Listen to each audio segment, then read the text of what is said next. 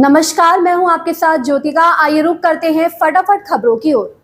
जीएमके सांसद कनिमोझी ने विधेयक का विरोध करते हुए कहा कि यह संविधान के अनुच्छेद 30 का सीधा उल्लंघन है, जो कि अल्पसंख्यकों को उनके धार्मिक संस्था को प्रशासन करने का अधिकार देता है।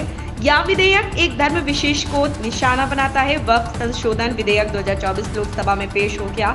इसके साथ ही जैसा कि अनुमान था कि इस पर आरोप प्रत्यारोप और राजनीति भी शुरू हो गई है। विपक्ष ने विधेयक का लोकसभा में ही विरोध शुरू कर दिया है।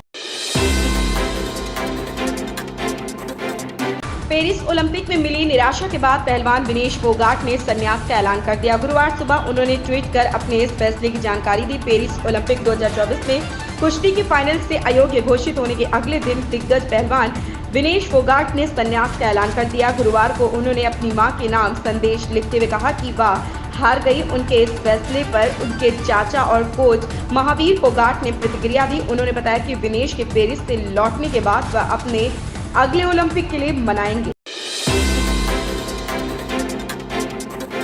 पेरिस ओलंपिक से 100 ग्राम वजन ज्यादा होने से अयोग्य ठहराए जाने के बाद विनेश फोगाट ने कुश्ती से संन्यास लेने की घोषणा कर दी है।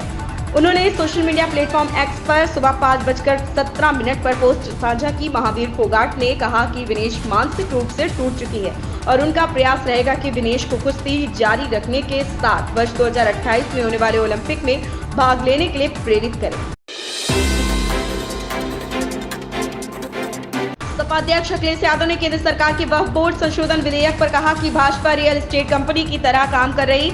उनका मकसद रक्षा रेल नजूल लैंड की तरह जमीन बेचना। उन्होंने सोशल मीडिया साइट एक्स पर लिखा है कि वक्फ बोर्ड का ये सब संशोधन भी बस एक बहाना है। रक्षा रेल नजूल लैंड की तरह जमीन बेचना निशाना है। वक्फ बोर्ड की जमीनें डिफेंस लैंड, रेल लैंड, नजूल लैंड के बाद भाजपाइयों के लाभार्थी योजना की श्रृंखला की एक और कड़ी मात्र है। भाजपा क्यों नहीं खुलकर लिख देती। सरकार ने एक बयान जारी किया है। इस बयान में उन्होंने कहा कि सरकार के संज्ञान में यह मामला आया है। सोशल मीडिया पर वायरल एक ऑडियो क्लिप में मुख्यमंत्री की आवाज होने का झूठा दावा किया जा रहा।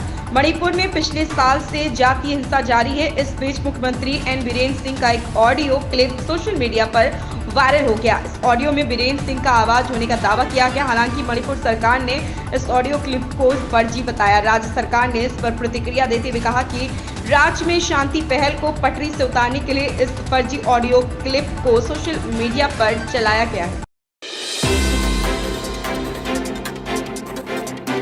केंद्र सड़क परिवहन मंत्री नितिन गडकरी ने बताया कि सरकार पेट्रोलियम आधारित बिटुमेन में 35% तक लिग्निन मिलाने की अनुमति देगी, जिसका एक बड़ा हिस्सा दूसरे देशों से आयात किया जाता। गडकरी ने बुधवार को राज्यसभा में सवालों के जवाब देते हुए कहा कि हमारे पास दुनिया का सबसे बड़ा सड़क नेटवर्क है। 90% सड़कें बिटुमिनस परतों का इस्तेमाल कर रही। 2023-24 में बिटुमेन की खपत 88 लाख टन थी। 2024-25 में इसके 100 लाख टन होने की उम्मीद है। 50% बिटुमेन आयात किया जाता और वार्षिक आयात लागत 25,000 से 30,000 करोड़ रुपए है।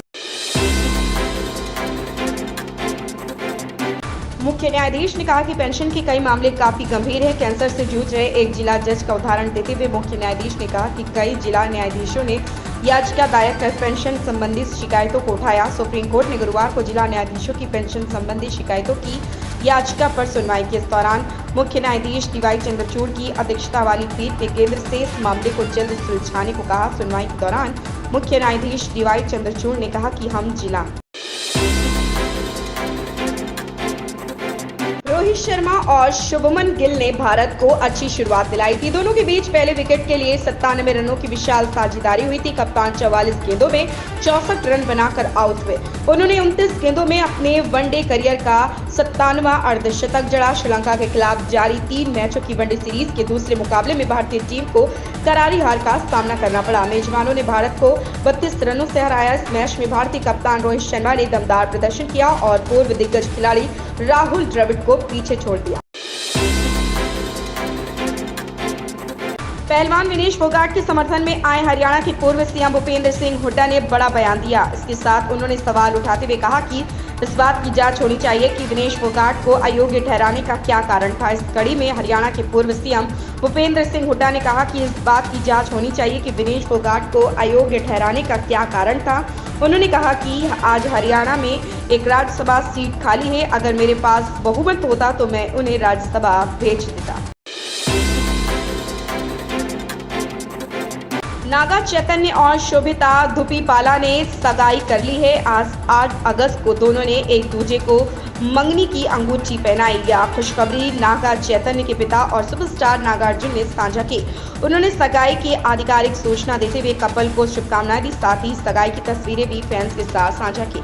नागार्जुन ने अपने एक्स हैंडल से अपने बेटे और होने वाली बहू शोभिता की तस्वीरें साझा करते हुए लिखा है, हमें अपने बेटे नागा चैतन्य की सगाई की खबर साझा करते हुए बहुत खुशी हो रही। नागा की सगाई हो गई। इन खबरों में बस इतना ही, बने रहिए हमारे साथ।